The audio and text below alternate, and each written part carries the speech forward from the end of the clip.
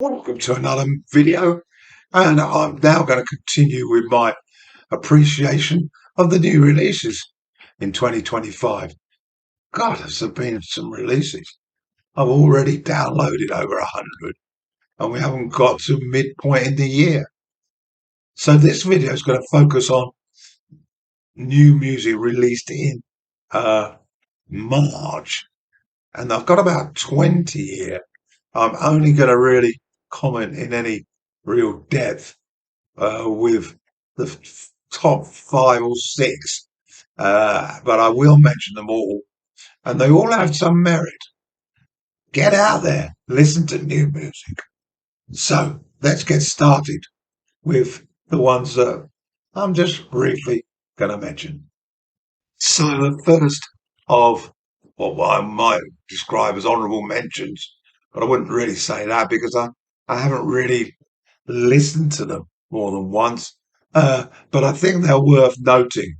Uh, Jason Isbell, an artist that I'm starting to get into, he released a new album. It's an acoustic set, really, where he's sort of doing his Bob Dylan theme.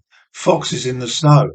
He plays the instrument beautifully, and I would suggest you check it out. Next is Earth Star Mountain by Hannah Cohen. Also a very tasteful album.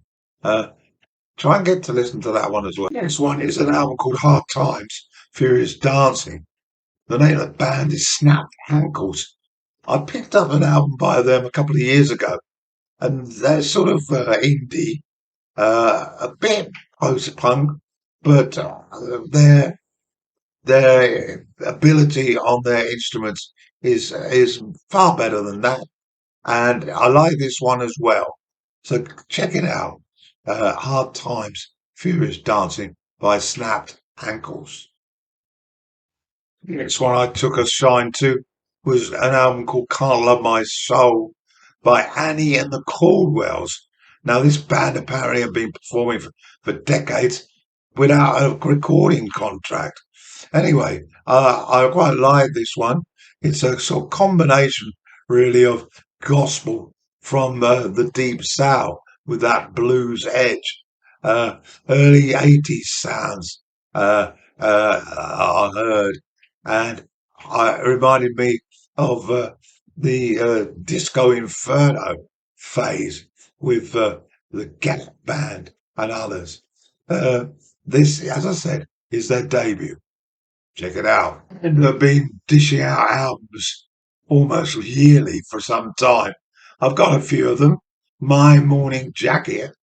Their new releases is. Hopefully, I'll be able to listen to this particular band a bit more. They're very much influenced by late 60s, 70s rock. It's very, very efficient, nice production on it. Just left me a bit empty at the end of it.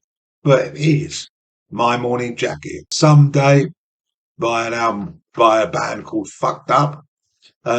This is very much punk, post-punk thrash. Uh, and I have to say, I hate it. Next one, listened to this a couple of times. Alison Krauss, loved her material with Robert Plant. Decided to sort of check out her with her band Union Station. She's been using this band for 14 years. The album's called Arcadia. Very much a country feel to it, but you guaranteed a good night out stomping to this with the banjo and the violin, etc. I think there's a dobra, and of course her vocals are superb. After The Last Sky, this is by an artist that I've never heard of before, Anua Braham. The album's name echoes the title of a 1986 book by cultural critic, activist, and author Edward Said, and it's got a political message here. It's derived from a line by the Palestinian poet Mahmoud Darwish, and of course, it's very much means so much at the time, that where we're continuing to have this daily slaughter of the Palestinian people. And this album reflects that. So support this one. It deserves it. This is an album by a band called The Darkness. They regard it as a sort of a soft rock pop band. I haven't really come anywhere near their material, but I thought I'd give this a taste. It's called Dreams on Toast, and it's got big anthems. It's definitely rocks. I enjoyed it. Whether I want to play it again next week, debatable. But there we have it. Dreams on Toast by the Jetstream Pony are the band. Their latest is called Bowbirds and Blue Things.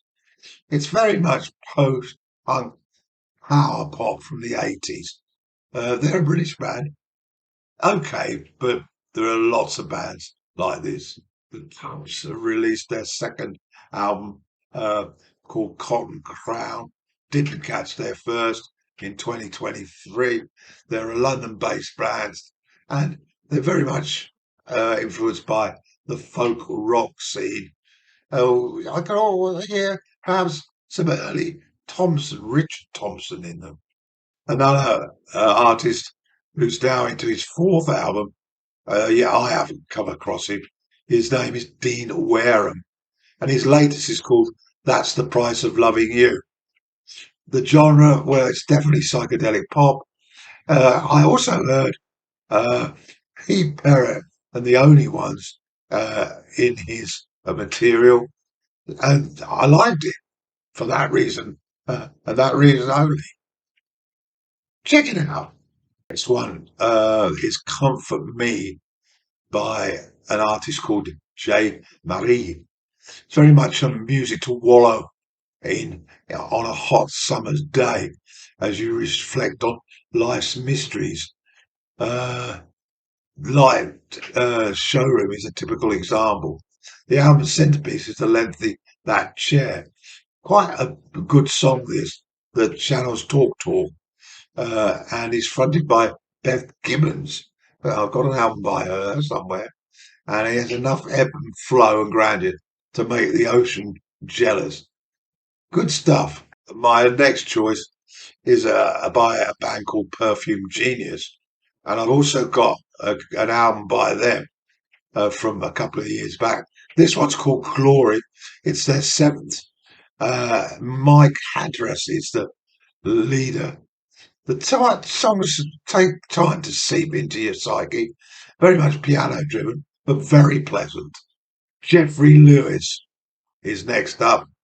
This is his first recording since 2019. It's called The Even More Freewheeling Jeffrey Lewis. The musicians are strong. It's got a blues feel to it. Sometimes life hits you, and 100 Good Things are the strong points on this bluesy type. Quite amusing, some of the lyrical content. Now, no, the next one is an album that I really reveled in as I put it on. It's by Japanese Breakfast, which is the creation of one Michel Zorner, the fourth album, and it's called For Melancholy Brewed Nectars. Blake Mills is in the production. He's become a man with a reputation for quality production, and he's also heavily involved in the instrumentation as well. It's darkly intoxicating. The tracks to follow: Men in Bars, which features actor Jeff Bridges, and Winter in LA. I love the feel of this. And this young woman is hugely. Few more to cover then. Three, in fact. Lucy Dacus, her new one, Forever is a Feeling. Again, I got into one of her albums a couple of years back. This has taken it a few notches up. It's a very well produced, classy release. Uh, and she also works with the boy genius referred to here earlier. This is uh, this solo work, though. I think she's now more focused on. Great album, this. It's sort of singer-songwriter, indie rock style, American, uh, but I love it. When I saw this on the new releases sheet, I couldn't wait to get stuck into it.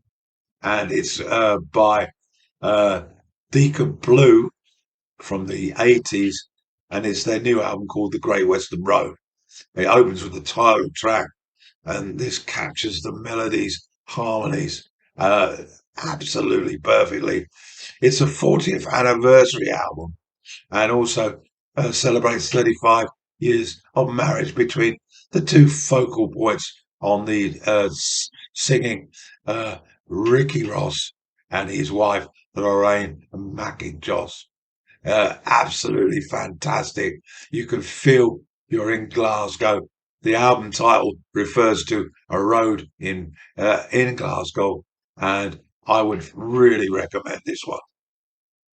So the last one on this video is an album by Stephen Wilson. His latest is called The Overview.